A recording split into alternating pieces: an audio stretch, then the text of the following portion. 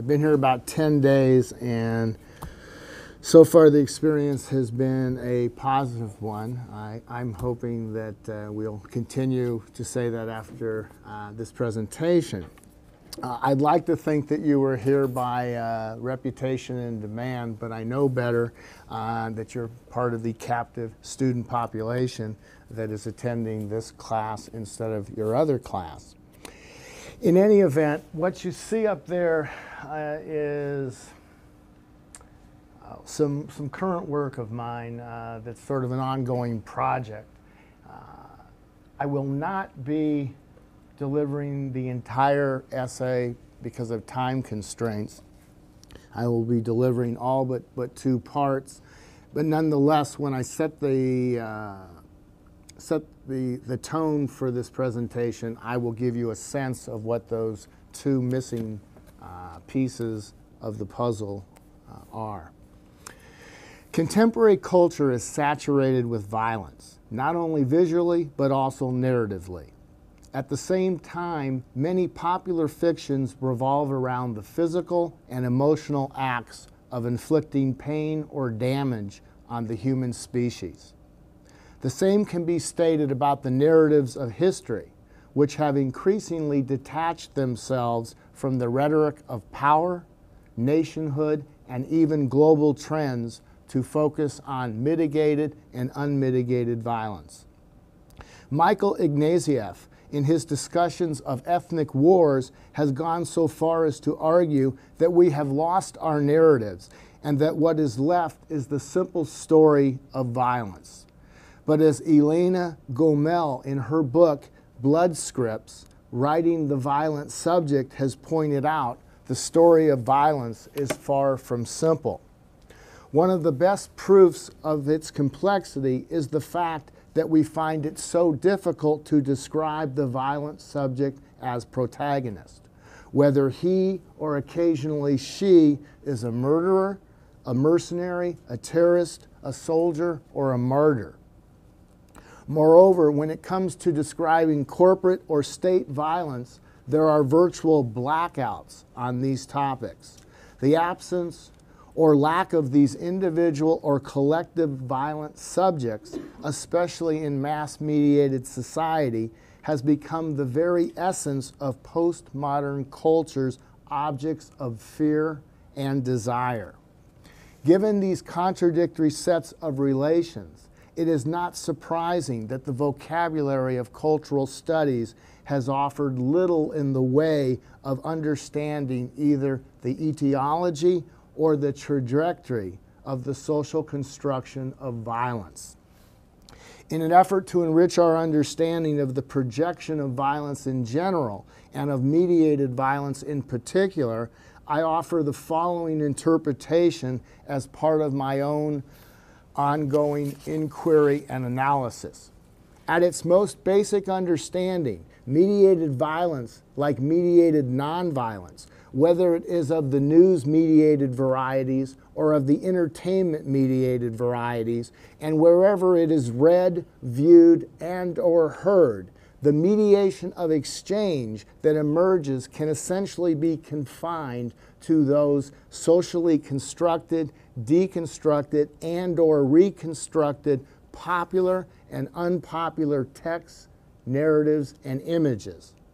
In a few words, these cultural productions and the resistance/alternatives to these constructions consist of the interconnected workings of the material, ideal, symbolic, and imaginary representations that allegedly capture a, if not the, social reality of violence and nonviolence.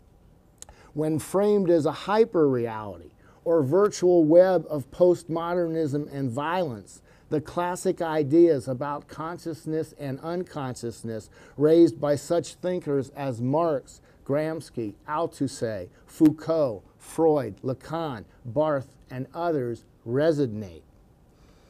Moreover, these theorist discussions of mass communication are useful for making connections out of the direct and indirect effects of mediated violence or nonviolence, especially when their philosophies of the body politic are reassembled together.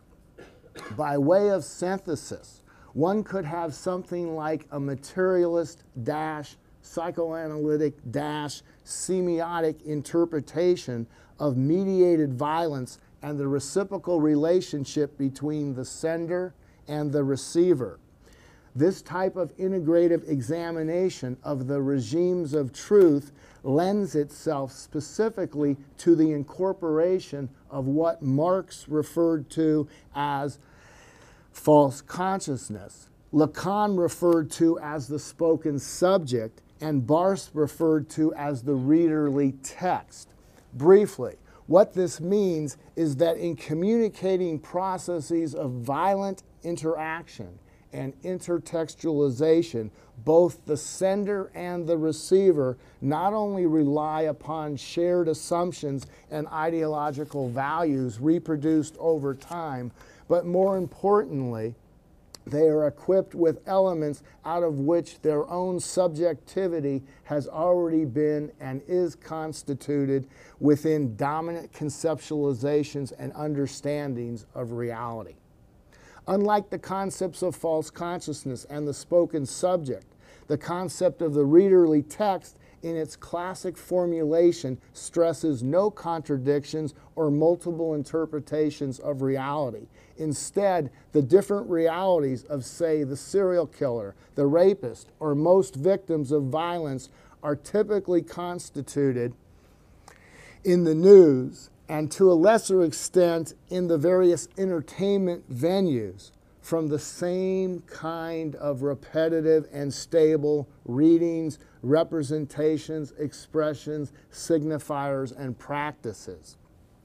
So common is this the case that almost any astute audience member of mass-mediated news, without much, if any, coaching and preparation, could fill in and tell the story, for example, of another high school shooting and the indiscriminate killing of people by some unsuspected member of an American student body.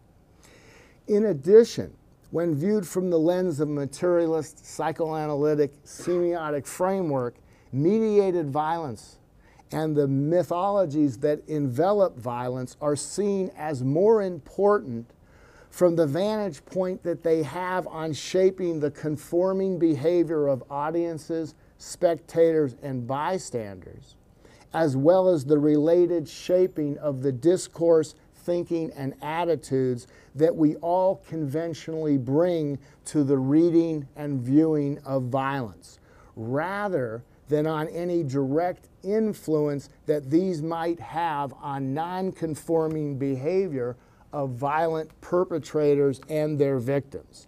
In other words, during various violent scenarios, most of us identify most of the time with the good guys who are out to do harm to the bad guys. In short, it is the perspective of the cop, the judge, the therapist, or occasionally the victim that we, the consuming audience, hear from. Rarely do we hear from the perspective of the rapist or the serial killer. And when we do, we are then subject not only to real news, but to the contradictions of a spoken subject and or collective unconscious that raises challenges to those social identities that we have taken as our own.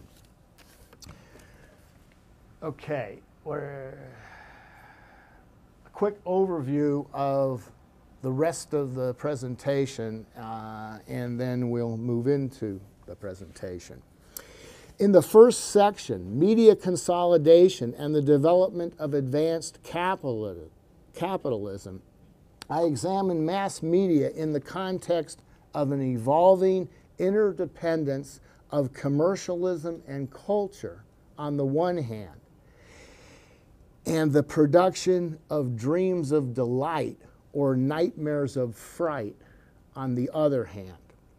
I do so for the expressed purpose of framing the violent image or text within the larger frame or context of a changing and developing political economy that is typically omitted from most discussions on media violence.